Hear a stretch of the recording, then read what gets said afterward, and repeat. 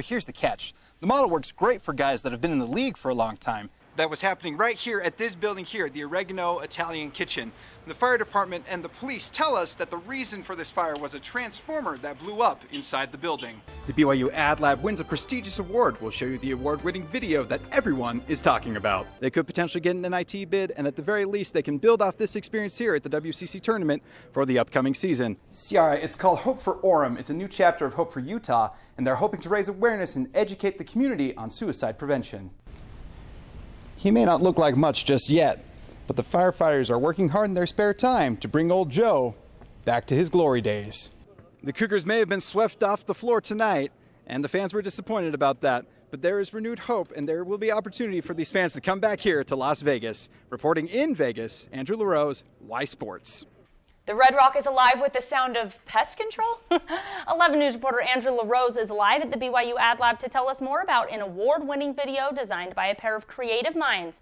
Andrew, how did the video get its start? Allison, it all started with a vision of a pest control man belting out a familiar tune, but with a twist. If you watch the beginning of The Sound of Music, when like the Maria character is just like spinning in a field singing, like if you just like replace that character with like a gruff middle-aged man, it's just kind of comical. And like that honestly was like the seed of the idea that grew into the whole thing. This simple image sparked the imagination of Chris Peterson and Seth Mullerup to create this Orkin video ad. The idea of using music brought an interesting element to their preparation as well as the final product.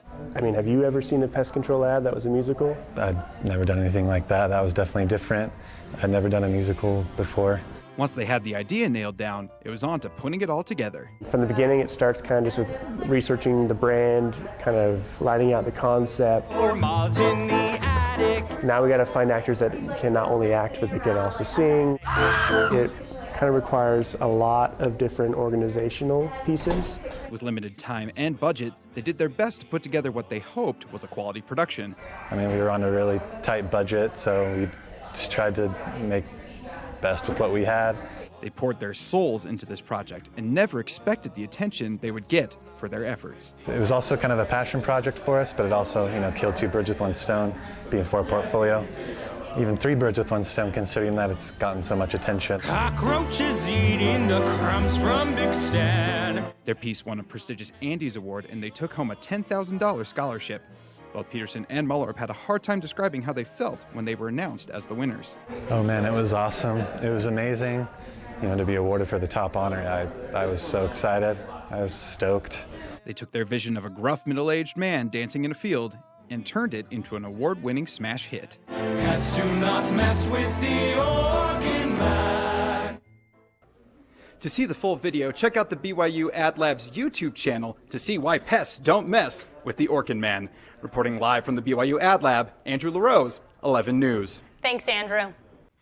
Today is Major League Baseball's opening day, and many hitters have home runs on their mind. 11 News reporter Andrew LaRose tells us about a BYU professor who's taking his love of the long ball to a whole new level. More than any other professional sport, Major League Baseball is driven by stats and has been for a very long time. Baseball is very rich in data, so we like baseball because they've been keeping data for literally over 100 years. And there's one particular stat that towers above the rest: the home run. See, people kind of care about home runs, and even non-baseball people care about home runs. That's why Dr. Gilbert Fellingham chose the long ball as the subject of his statistical model that projects how many dingers a player will hit based on their past performance. We're predicting based on these black dots to the left, and we're predicting using that pure performance curve the open circles to the right. Each black circle you see represents a season that has been played, and open circles are seasons that were projected using what Fellingham calls the pure performance curve. The curve reflects factors such as the player's home stadium, the area he plays in, and the specific season being looked at. So we got different shapes of performance curves for different ball players. But here's the catch. The model works great for guys that have been in the league for a long time, but it doesn't work as great for younger players like Aaron Judge. Swung on and into the... Well, that's hard to predict because we only had 1 year of data.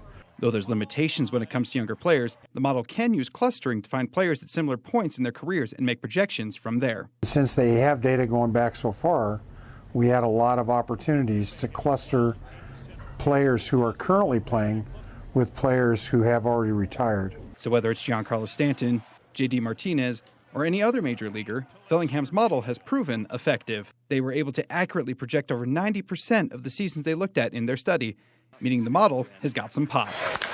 And hammers reporting in Provo, Andrew LaRose, 11 News.